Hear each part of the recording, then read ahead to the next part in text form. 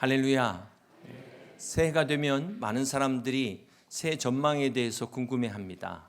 그러다 보니까 연초에 새해 전망에 관한 그런 책들이 또 많이 팔리기도 합니다. 2024년 트렌드 모니터라는 책에 보면은 내일을 예측하려면 오늘의 결핍을 알아야 된다, 이런 내용이 있습니다.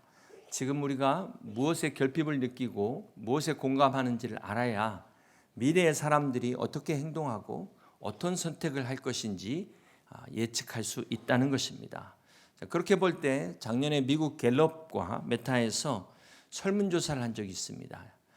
1년 동안 140개국 이상을 대상으로 해서 설문조사를 했습니다. 그러니까 전 세계 인구의 4분의 1, 10억 명 이상이 이 설문조사를 통해서 어떤 이야기를 했냐면 외로움으로 인한 고통을 겪고 있다라는 것을 알 수가 있었습니다. 이 외로움의 문제가 전 세계적인 문제라는 것이죠. 여기서 주목해야 될 것은 외로움이라는 게 단지 노년층에만 해당되는 것이 아니라 가장 높은 비율이 19세부터 29세까지 나왔다고 합니다. 청년들이 27%로 가장 높은 비율이었다고 합니다. 우리가 이 조사를 통해서 볼 때 절대로 외로움은 노인들만의 문제가 아니다, 모든 연령층의 문제라는 것을 알 수가 있습니다. 또 작년 5월이죠. 미국 보건총감인 비백 모시 박사가 보고서에 이런 이야기를 했어요. 외로움이 매일 담배를 하루에 15개 비를 피우는 것만큼 위험한 것이다, 이런 이야기를 했습니다. 한 주 전에 뉴스에서 유모차보다 개모차가 더 많이 팔렸다라는 이런 뉴스를 여러분 기억하실 겁니다. 그만큼 우리나라 저출산이 심각하다는 것이고요. 더 생각해 보자면 그 근본적인 데는 외로움이 있지 않을까, 이런 생각을 해보게 됩니다. 실제로 우리가 가정에서 위로받기를 기대하지만 남편이나 아내는 이해하기보다는 해가 갈수록 잔소리가 더 심해지고 부모님도 똑같은 소리만 하시는 거죠. 그러다 보니까 있는 모습 그대로 받아주는 건 강아지밖에 없다, 이렇게 이제 생각을 해가지고 막 무턱대도 너도 나도 입양을 하는데 유기견 문제가 심각합니다. 정말 책임질 자신이 없으면 아예 시작을 하지 말아야 되는 것이죠. 신중하게 생각해야 되는 것입니다. 결코 강아지도 고양이도 이 외로움의 대안이 될 수 없습니다. 우리의 있는 모습을 그대로 받아줄 수 있는 분은 살아계신 하나님 한 분밖에 없음을 믿으시길 바랍니다. 2024년 새해는 이제 분초 사회가 될 것이다. 더 빨라지는 사회 속에서 우리는 더 고독과 외로움을 경험하게 될 것입니다. 저는 이 문제의 대안이 교회가 있다 생각해요. 교회 안에서 성도의 교제가 대안이라고 생각합니다. 그러므로 올 한 해 모이기를 패하지 마시고 모이기에 더 힘쓰셔서 하나님의 사랑 안에서 성도의 교제를 나누는 성도의 교제로 여러분의 모든 외로움들이 채워지시는, 극복하시는 여러분 다 되시길 주님의 이름으로 축복합니다. 또 이 외로움을 예방하는 방법으로 한 가지 더 팁을 드린다면 저희 교회에 나선봉사단이 있습니다. 이 여러분의 섬김이 어려운 이웃들의 외로움을 달래줄 뿐만 아니라 또 여러분의 외로움도 해결해주는 일석이조라는 사실을 잊지 마시길 바랍니다. 이 섬김이 다른 사람을 위한 것 같지만 정말 따져보면 우리 자신을 위한 것입니다. 여러분 중에 혹 외로움 때문에 고민하신 분 계시면 올해 나선봉사에 참여하시기를 바랍니다. 이것이 주는 자가 받는 자보다 더 복되다라고 말씀하신 주님의 말씀처럼 섬기는 자들에게 주시는 은혜입니다. 올 한 해 이 은혜가 여러분 가운데 가득하시기를 주님의 이름으로 축복합니다. 오늘 본문 창세기 15장은 하나님께서 아브라함과 언약을 맺는 장면입니다. 먼저 창세기 15장 1절을 보시면 이후에 이렇게 시작하고 있습니다. 이것은 앞에 14장의 내용이죠. 아브라함이 그 조카 롯이 그돌라오멜이라는 가나안 북쪽의 왕들의 연합군에게 포로로 잡혀가게 됩니다. 그때 아브라함이 조카 롯을 구하기 위하여 자기 휘하에 318명의 군사를 데리고 가서 이 조카 롯을 구해오게 됩니다. 자, 아브라함이 이 전쟁에서 승리한 후에 그가 무슨 연유인지 성경에는 나와 있지 않지만 그가 두려워하고 있다는 것을 우리가 알 수 있습니다. 우리 창세기 15장 1절을 같이 한번 보시겠습니다. 이후에 여호와의 말씀이 환상 중에 아브라함에게 임하여 이르시되 아브라함아 두려워하지 말라. 여기 본문에서 아브라함이 두려워한 이유가 뭘까요? 성경에 나와 있지 않지만 어쩌면 아브라함이 전쟁에서 승리했지만 여러분 얼마나 긴장했겠습니까? 그러다 보니까 이 긴장이 풀어지는 그 순간 두려움이 찾아오지 않았을까? 또 승리는 했지만 그 그돌라오멜의 그 연합군들이 언제 다시 보복해 올지 모르니까 두려움 가운데 두려움이 찾아왔을 것입니다. 그렇습니다. 사랑하는 성도 여러분, 우리가 새해를 맞았지만 우리에게도 두려움이 찾아올 수 있습니다. 여러분에게는 어떤 두려움이 있으십니까? 우리가 꼭 인생을 실패해서만 두려워하는 것이 아니라 승리해도 성공해도 두려움이 찾아올 수 있는 것입니다. 이 성공을 하고서도 과연 내가 이것을 계속 유지할 수 있을까? 두려움이 찾아올 수 있어요. 과연 이것을 우리 자녀들에게 그대로 이어줄 수 있을까? 이렇게 두려울 수밖에 없는 것이 우리의 인생인 것입니다. 그러므로 2024년 새해 여러분의 모든 두려움을 다 주님께 맡기시고 믿음으로 도전할 수 있는 여러분 다 되시기를 주님의 이름으로 축복합니다. 오늘 하나님께서 두려워하는 아브라함에게 찾아오셔서 말씀하십니다. 우리 1절 다시 보실까요? 이후에 여호와의 말씀이 환상 중에 아브라함에게 임하여 이르시되 아브라함아 두려워하지 말라. 나는 내 방패요 너의 지극히 큰 상급이니라. 그렇습니다. 사랑하는 성도 여러분, 오늘 여러분의 방패는 무엇입니까? 세상에서는 돈이 방패입니다. 권력이 방패입니다. 또 학력이 방패일 수도 있고요. 여러분의 인맥이 방패일 수도 있습니다. 자, 그렇지만 여러분 기억하셔야 될 게 여러분 그 방패는 언젠가 구멍 날 수가 있습니다. 지금은 방패인 것 같지만 언젠가는 그 방패가 전혀 힘을 못 쓰는 무용지물이 될 때가 온다는 것입니다. 그렇습니다. 그렇기 때문에 우리 믿음의 사람들에게 있어서는 하나님만이 우리의 유일한 방패인 것을 믿으시길 바랍니다. 올 한 해 우리의 부족함과 연약함을 하나님께서 친히 방패가 되어주시겠다고 말씀하고 있는 것입니다. 여러분, 이 독수리와 참새가 이 하늘을 나는 방식이 달라요. 참새는 오로지 이 날개의 힘으로, 이 날개로 계속 저어야만 나를 수가 있죠. 이거 중단하는 순간 떨어져 버립니다. 반면에 독수리는 바람의 기류를 탑니다. 물론 처음에 날 때는 이제 날개의 힘을 이용하지만 어느 정도 하늘에 올라가면 날개를 쫙 펴고 기류에 몸을 맡겨요.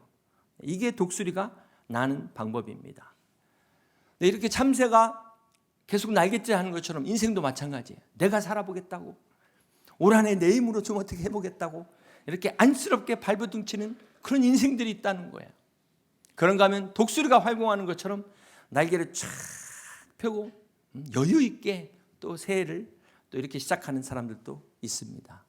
바라기는 여러분 모두 참새처럼 사지 마시고 독수리처럼 날개 펴시고 하나님과 함께 비행하시는 복된 한 해 되시기를 주님의 이름으로 축복합니다. 오늘 아브라함에게 주시는 말씀이 새해 여러분에게 주시는 하나님의 말씀이 되시길 주님의 이름으로 축복합니다. 아브라함아 두려워하지 말라. 너는 내 방패요 너는 너의 지극히 큰 상급이니라. 자, 여기 한번 여러분의 이름을 놓고 한번 불러보시기 바랍니다. 명호야, 제 이름 부르지 마시고 자기 이름 부르는 겁니다. 자, 시작. 명호야 두려워하지 말라. 나는 내 방패요 너의 지극히 큰 상급이니라. 그렇습니다. 우리 믿음의 사람들에게는 하나님이 방패이십니다. 하나님이 우리의 상급이신 것을 믿으시길 바랍니다. 자, 그렇다면 여기서 하나님이 우리의 상급이라는 것이 무슨 말일까요? 이건 다른 말로 말하면 우리가 하나님을 바라보는, 하나님을 추구하는 신앙을 말씀하는 것입니다. 그런데 어떤 사람들은 하나님을 바라보기는 하는데 하나님의 어디를 바라봐요? 손을 바라보고 있어요. 하나님의 손에 뭐가 들려있나? 뭘 줄 것인가? 이게 바로 기복신앙이라는 것입니다. 여러분 기복신앙이 다른 게 아니에요. 무엇을 바라보느냐? 하나님을 바라보더라도 어떤 것을 바라보느냐? 하나님 손에 들린 것을 바라보느냐? 하나님 자체를 바라보느냐? 이 차이라는 것입니다. 그러므로 오늘 우리는 하나님이 주시는 것을 바라보지 않고 하나님의 얼굴, 하나님 자체를 바라볼 수 있는, 그래서 하나님이 우리의 상급이 되는 저와 여러분 다 되시기를 주님의 이름으로 축복합니다. 오늘 본문의 창세기 15장은 하나님이 아브라함과 언약하는 내용이라고 말씀을 드렸는데요. 우리 4절과 5절을 계속해서 같이 보십니다. 여호와의 말씀이 그에게 임하여 이르시되 그 사람이 내 상속자가 아니라 내 몸에서 날 자가 내 상속자가 되리라 하시고 그를 이끌고 밖으로 나가 이르시되 하늘을 우러러 무뼈를 셀 수 있나 보라. 또 그에게 이르시되 내 자손이 이와 같으리라. 아브라함에게 아직까지 자식이 하나도 없는데요. 자식이 없는데 지금 자신의 종 엘리에셀을 후사로 상속자로 세우려고 하니까 하나님이 지금 이렇게 말씀하신 것입니다. 그래서 아브라함을 밖으로 데리고 나가서 그 밤하늘의 별을 보여주시면서 하나님이 시청각 교육을 하시는 거예요. 우리가 교회에서 이렇게 동영상 사용하는 것들이 성경적이라는 것, 여기에서 나온다는 것 보시기 바랍니다. 여러분, 서울의 밤하늘은 별 볼 일이 없어요. 근데 시골만 가도 참 별이 얼마나 많은지 모릅니다.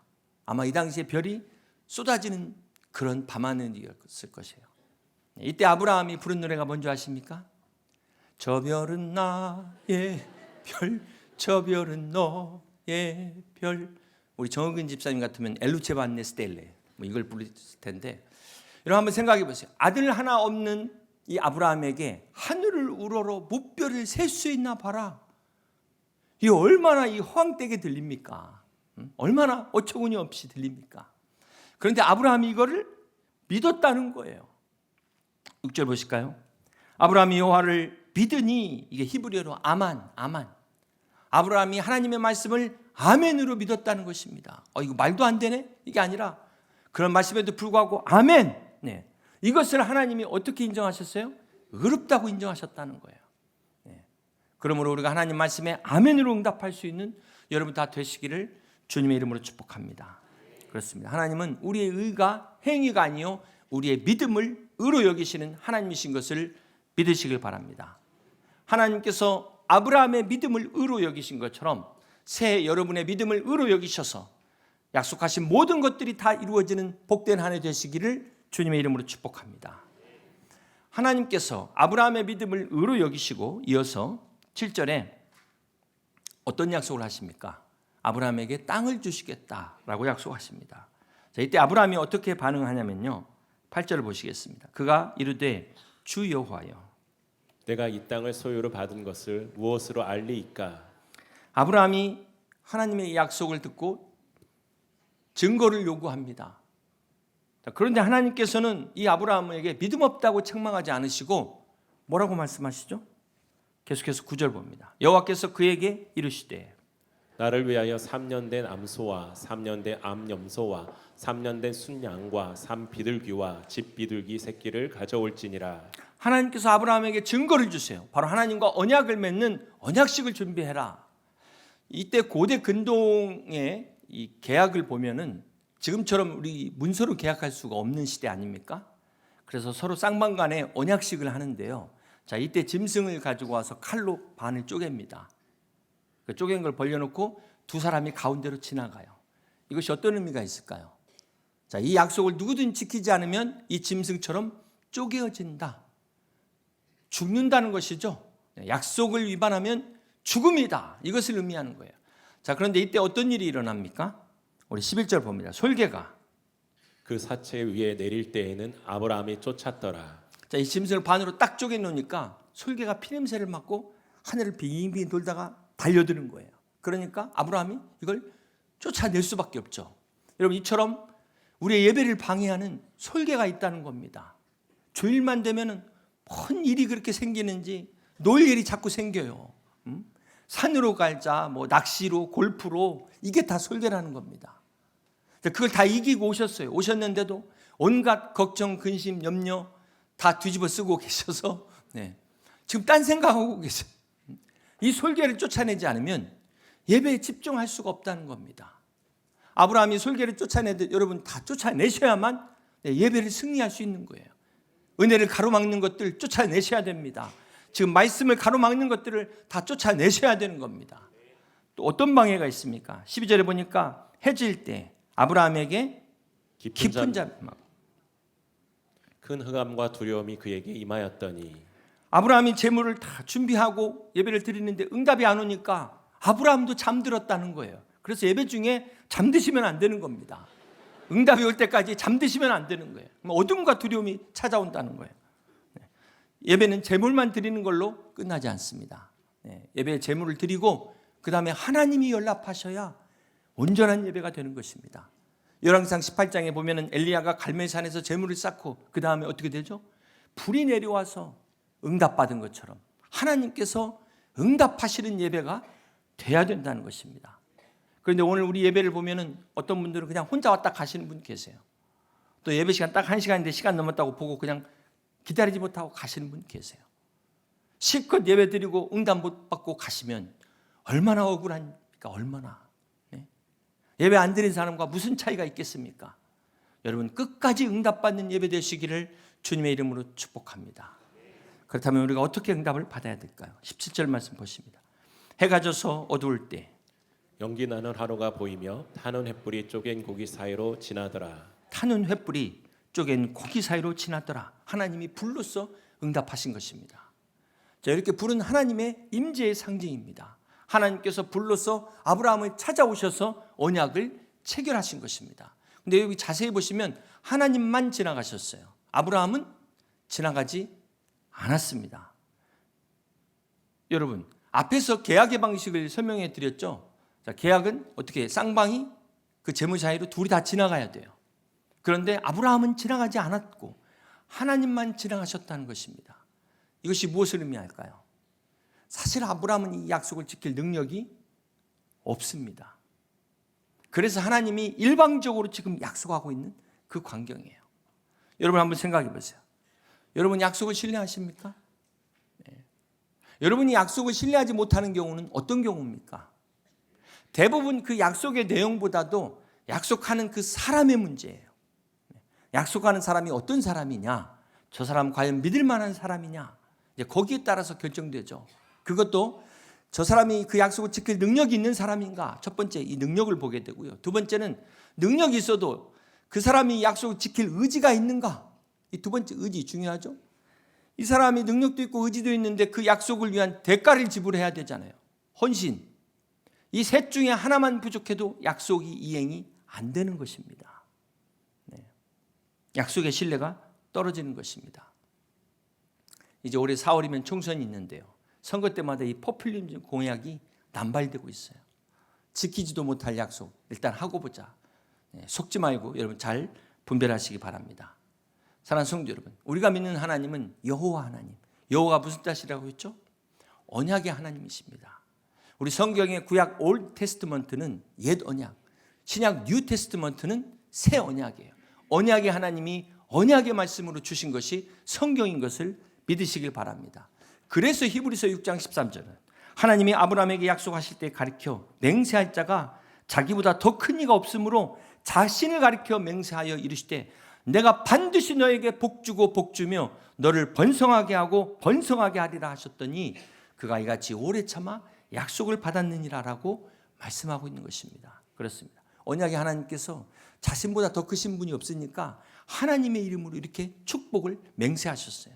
아브라함에게 맹세하신 이 축복이 오늘 저와 여러분의 축복이 되시기를 주님의 이름으로 축복합니다. 사랑하는 성도 여러분, 오늘 하나님께서 아브라함과 하신 이 언약이 사실은 십자가의 언약을 예표하는 사건입니다. 타는 횃불이 쪼갠 고기 사이로 지나더라. 자, 여기에 이 약속에는 뭐를 걸었다고요? 생명을 거는 약속이잖아요. 하나님이 아브라함과의 약속에 하나님의 생명을 거신 겁니다. 이 약속이 어디에서 완성됩니까? 예수님의 십자가에서 완성이 된 것입니다. 그렇습니다. 여기서 중요한 것은 하나님이 아브라함과의 언약에 하나님의 생명을 거셨다는 거예요.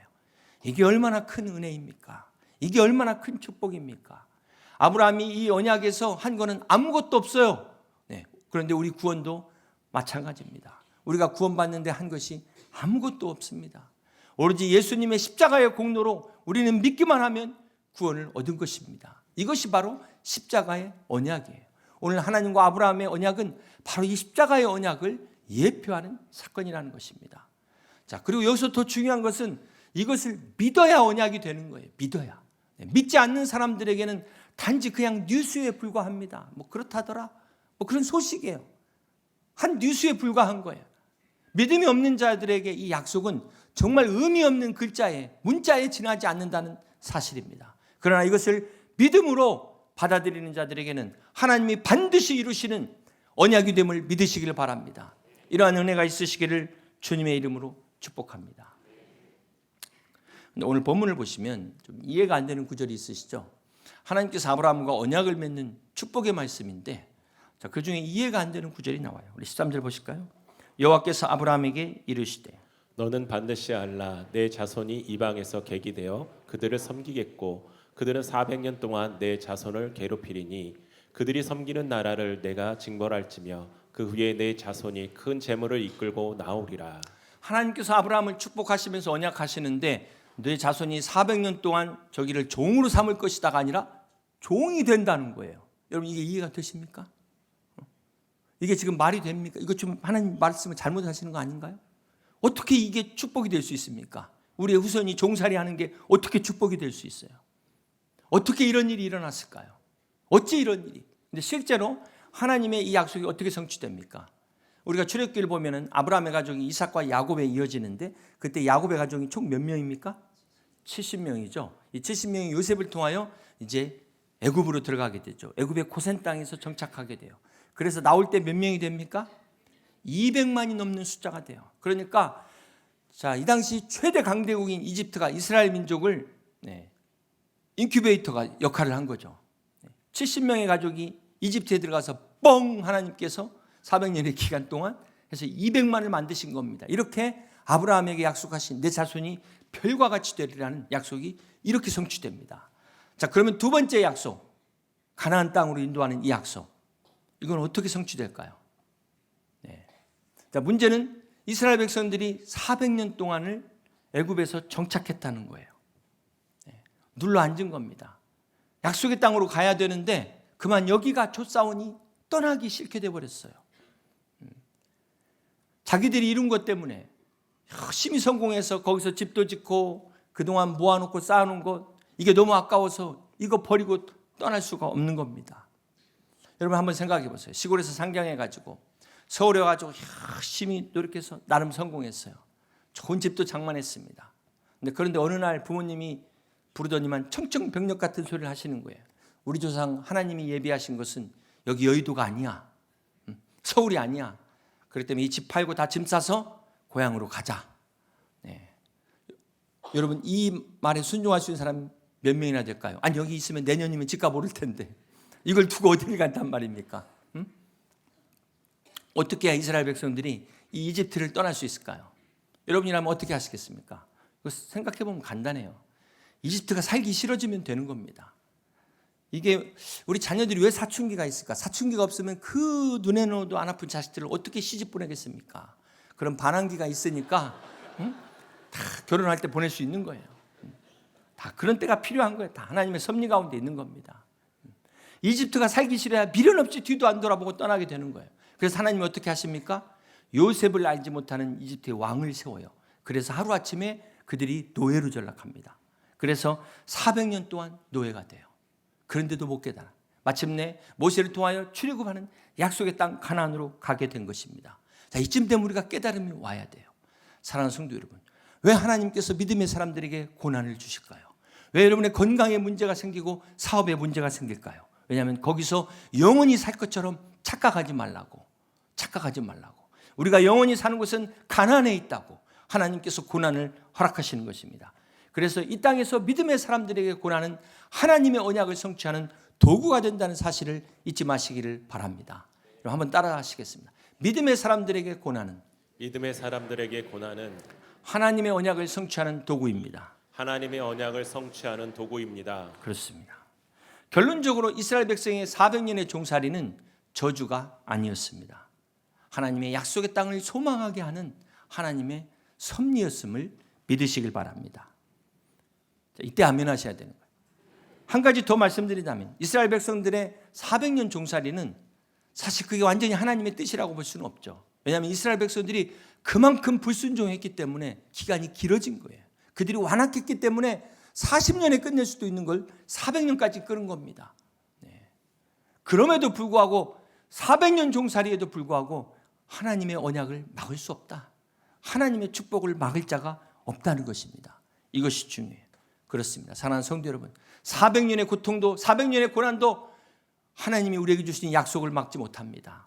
하나님의 축복을 가로막지 못합니다. 그러므로 2024년 어떤 고난도 우리를 막지 못합니다. 하나님의 약속의 축복 가운데 나아가는 여러분 다 되시기를 주님의 이름으로 간절히 축원합니다. 이제 말씀을 정리합니다. 사랑하는 성도 여러분, 여러분 새해 어떤 계획, 어떤 꿈을 가지고 계십니까? 어떤 꿈을 가지고 시작하고 계십니까? 꿈이라고 해서 다 좋은 꿈이 아니에요. 저 어렸을 때 막 꿈을 꾸다 놀다가 보니까 강아지가 있어서 한참 놀다 보니까 꿈속에서 그 생각이 했어요. 이거 개 꿈이네. 네. 그랬던 기억이 난 것 같아요. 여러분, 하나님 없는 꿈은 야망입니다. 욕망입니다. 여러분 그 꿈은 어디서부터 온 것입니까? 하나님께로부터 온 것입니까? 내 욕심에서 온 것, 세상에서 온 것입니까? 일제강점기 때 일본이 우리나라를 빼앗고 민족성까지 빼앗기 위해서 우리 한글도 못 쓰게 하고 창시도 개명하게 했습니다. 자, 일제는 무엇보다도 우리 민족의 꿈을 뺏기 위해서 어떻게 했습니까? 우리 민족 의식 속에 부정적인 이 자아상을 심어주려고 했어요.